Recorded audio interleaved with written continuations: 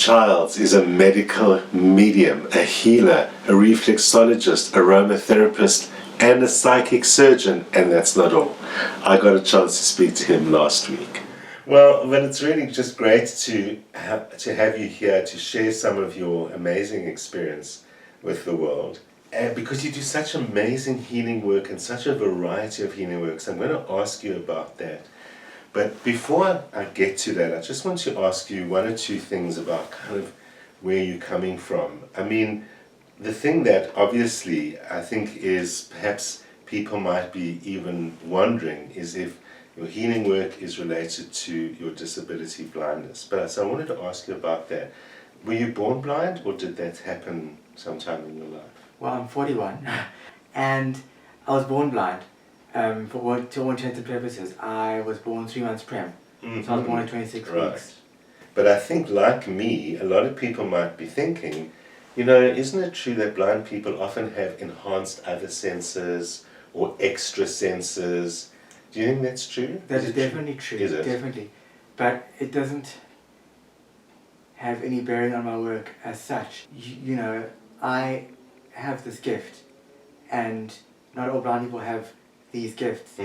So maybe being blind made him more able to embrace it and be susceptible to it.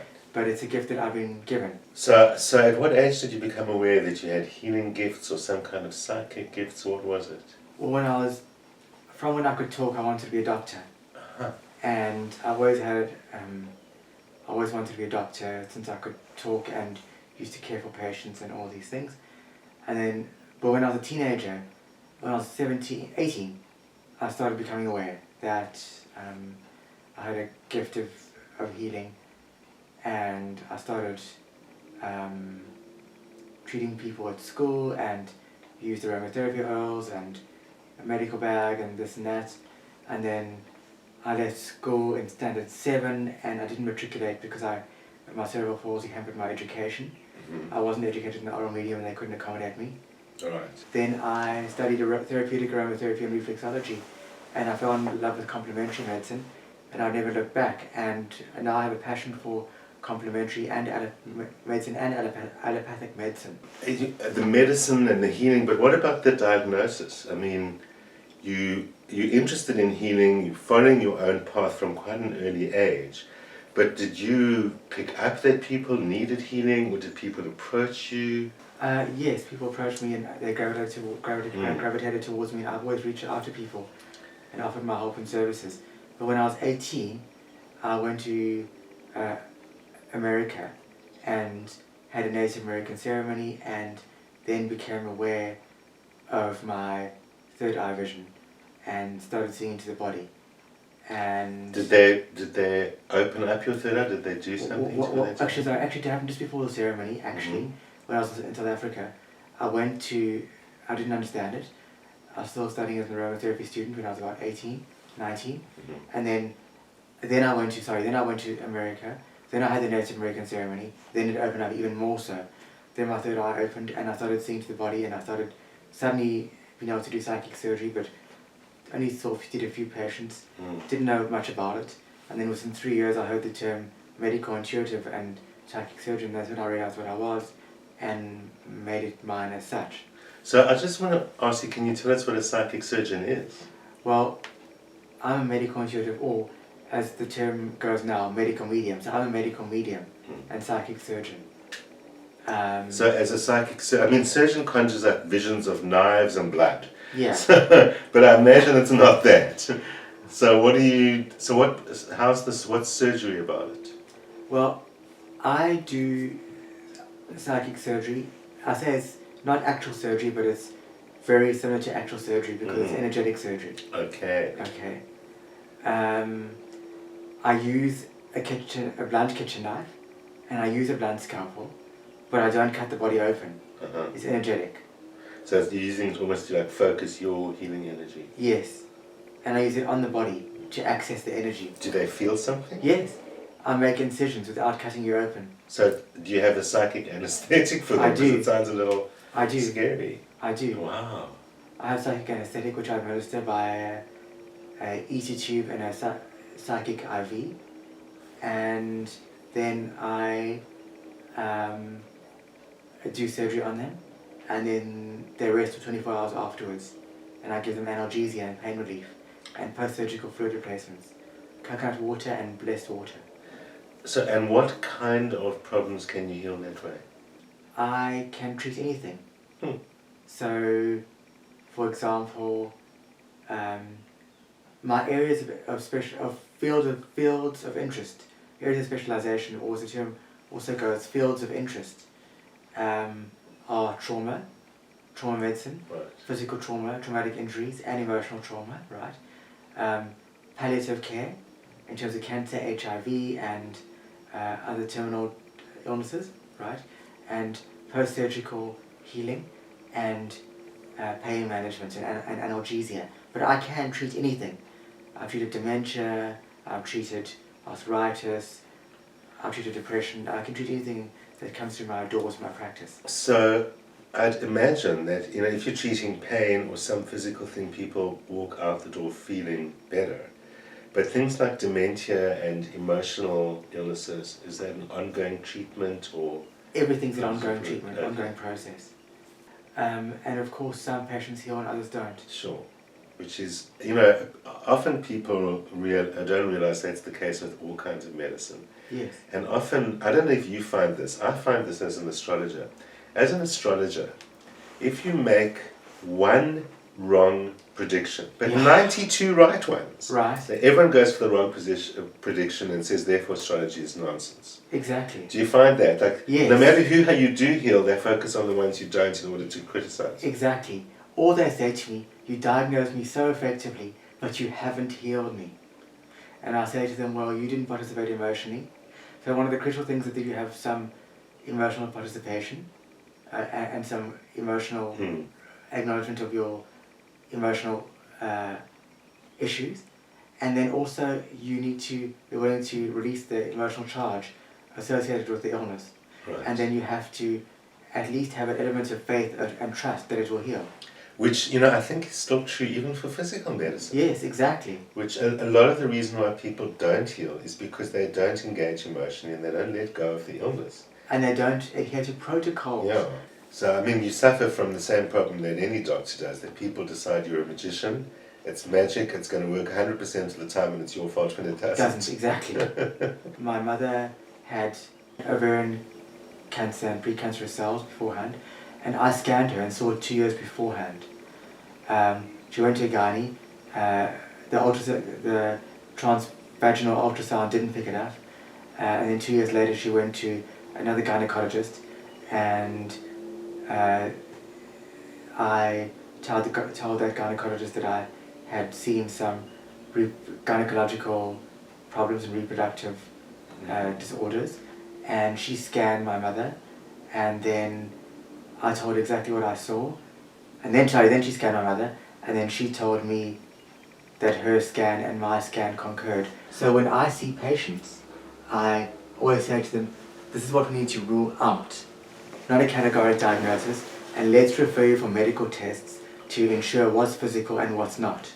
It's conventional surgery as well, if necessary, to a conventional medical doctor for tests or treatment, or rather sometimes to complementary therapists and doctors, so homeopaths, naturopaths, phytotherapists and acupuncturists and chiropractors, or the eye spinal realignment, so I can treat that. So you actually have also learned some more, or should I call them standard or traditional healing methods, apart from using your own gifts? Yes. Like you talk about spinal alignment. Like similar to chiropractic, but that's also a gift actually. Okay. But because of my understanding of anatomy, I know exactly what to do. So I'm also a therapeutic aromatherapist and therapeutic reflexologist, registered with Allied Health Professions Council. So those are trained skills? Yes. The qualifications for that. And I've got practice numbers with Board of Healthcare Funders, and reflexologists also have ICD-10 codes and treatment codes, so you can claim for medical aids. Therapeutic aromatherapy are in the process of obtaining them, but haven't obtained them as yet. And I have a private practice, yes. So, and that's your full-time job, obviously? Yes, I have a private practice. I also do work in Sea Point, just off Main Road in St John's Road, and I also work at the Holistic Fair in Woordenburg, the second Saturday of every month, and I have a regular clientele and new patients there, and it's the best small but best holistic fair in Cape Town. That's and amazing. It's well known. And that they give me a lot of exposure on their website. That's very and good. Nina Ganti runs it. That's how people know how to find you. Yes. So on the one hand, then there's a lot of room for working with and referral by regular doctors. Yes. And that can be one way that you can also get clients and so on. Yes. And then say through the Bushsack Fair or other places like that. I'll ask you a question that might sound like a controversial question. Right. What is your success rate? Do you have one? I haven't actually tallied my success rate, to be honest, Mm-hmm. but I can tell you this, that sometimes patients aren't healed, and they're only healed on the emotional level, right? Disease manifests on the auric level, and that's why I can see it beforehand often, and so often it correlates to medical scans, and often it doesn't because I see it beforehand, ahead of time. So the same way it manifests in the aura, the same way the healing takes place in the aura beforehand. Right. And if they don't shift emotionally, I treat them emotionally. It will have an emotional healing effect, but they don't always heal physically. But a lot of the patients do heal physically. So I would say those patients have like a 30 to 70% rate of partial healing. Mm-hmm. And some patients have complete cures. But I'd say approximately 50 to 70% a partial recovery and healing. So, but then that's really interesting you say about the illness appears in the auric field up to like 2 years before. So that leads me to ask, so then what is it? Is it karmic, or is it that they've got some emotional thing that's eventually going to turn into illness if it's there before it's actually in the body? Both. So, and also, sometimes it just remains an emotional illness like anxiety or depression, but sometimes it manifests into cancer or... Right. So, in terms of trauma, it's generally immediate, so you'll see it. Right. But even trauma, if you're involved in a car accident or MBA, you'll have anger. And if you don't shift the anger, that injury's not going to heal easily. You mentioned that you'd seen your mom's illness also a couple of years before the regular scans picked it up. Yes. So, but in you scanning and picking things up, if you manage to pick them up so early, can you prevent them from becoming physical illnesses? Yes, exactly. So you, Ryan, the healer, can, but can the person themselves prevent if they get warned that way, alerted? Absolutely. But they have to obviously change their behaviour or something. Yes. And in certain cases, diet. Right. But I'm not very prescriptive when it comes to dietary advice, because yes, it does help, but and it's very supportive and it's crucial. But I also find emotional healing is as crucial, or if not more crucial. And I say to people, if they can't make a lifestyle change, don't stress, but do a dietary change for a few months to help shift your body, and then you can go back to your naughty ways. Or, if you're brave enough, make a lifestyle change, but when you impose it, then it often doesn't work. So you also then, in other words, empower them Yes. a lot to shift their own stuff. Yes. But also I'm interested in hearing you say it sometimes becomes illness, or sometimes it's, people have a tendency to assume that all illness is actually emotional, and I always think, that all or nothing approach doesn't work for anything. No, that's Maybe true. some of them are emotional and some of them are genetic and some of them karmic. are karmic, and they're not all the same. Exactly. And some of them are related to emotional genetics, and some are related to karma, and some are related to past lives. But obviously understanding the why or where it's coming from is part of the process of the healing, even if they can't change the illness. Exactly. Because sometimes you're meant to die. And you can help them crossing over process. Do you at all deal with death or after death or anything like that? Well, I have helped patients cross over, and I do help people after they've crossed over in the heavenly realms. I help them transition as well. Souls. You did mention that you do hospice work, yes. So you volunteer at hospice? At St Luke's Hospice. St Luke's Combined Hospices in Cape Town. I worked at hospice for 12 years. In the one or 2 years in the IPU, inpatient unit at Kenilworth.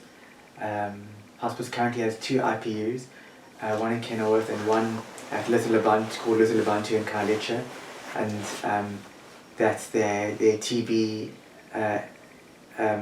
inpatient unit. And then they have 9 community daycares, and then I started working again last year at Khayelitsha and at related daycare units, and now I work there. Well, I'm pleased to hear that these kind of institutions don't discriminate against you. They don't, and they've embraced me with open arms and wholeheartedly. And now that I work at the Khayelitsha and related daycare units, those are the daycare units I work at currently. The underprivileged patients really value my services, and I work very well with the staff at Khayelitsha and related daycare units. And then I'm part of the complementary care team of complementary or alternative therapists that offer our services to hospice in terms of body-based, body-mind-based and energy medicine, and we have a whole range of services, but mainly focusing on aromatherapy, reflexology, massage, Reiki, and capacitor training, and all that kind of stuff. That's all through the hospice? Hospice, St. Luke's Hospice is an NGO. Okay, great. And I see anything from 30 to 50 patients a month. Wow. But then you mentioned you even do things like paramedic and ambulance work. Yes. Which is much more down the line, old-fashioned, mainstream stuff. I am also a qualified basic life support medic, basic ambulance assistant. So along with my therapeutic aromatherapy and therapeutic reflexology, I am also a qualified basic life support medic, and I'm qualified in EMS, emergency medical services. So work. you can resuscitate someone. I can. I can treat someone, examine them, treat them, and I love my EMS work. I can examine someone, put on oxygen, resuscitate them, defibrillate them, and dress wounds. Generally, I try to avoid that part, but I can. Well, I think that's also important for people to understand. Apart from the obviousness that discrimination is wrong, that people make all sorts of assumptions because you're blind. Yes, but now I want to stress a very important point. I have been discriminated against by certain institutions. I am a registered member of the Allied Health Professions Council, but there have been problems, and hopefully they can be resolved with the Health Professions Council of South Africa, who won't register me because I'm as a paramedic in terms of emergency medicine. I'm not saying I can be one of the 2 primary medics, obviously, but I could be a 3rd medic and treat certain patients under certain circumstances and provide effective emergency care to certain patients, provided I have a team and support, and I can provide effective emergency care in a limited capacity, and obviously bearing in mind my limitations that my disability imposes upon me. But the paramedics or basic life support medic has enabled me to expand my private practice and help me a lot with diagnostics. I mean, I think, as you say, you are discriminated against. I think you're the one who's the groundbreaker though as well, because they're probably not that used to people like you being, so persistent and able to jump over those hurdles. There might be other people, blind people who've tried, they get discriminated, they get blocked, but you persist. Yes. And so maybe you are helping them learn and have to define in the end. You might be discriminated against, but those who follow you won't. Won't, exactly. So I can be a pioneer perhaps. Yeah, because you're testing the boundaries and you're pointing out the flaws in their system, that it ends up discriminating against people who are talented, who are also wanting to heal. Yes. So let me ask you this, in all the range of what you do, what would you say is the passion part, the part that you would do kind of, morning, noon and night, even if they weren't paying for it? That's difficult because one has to survive, right? One has to earn a living. Absolutely. And you have right to earn a living from healing.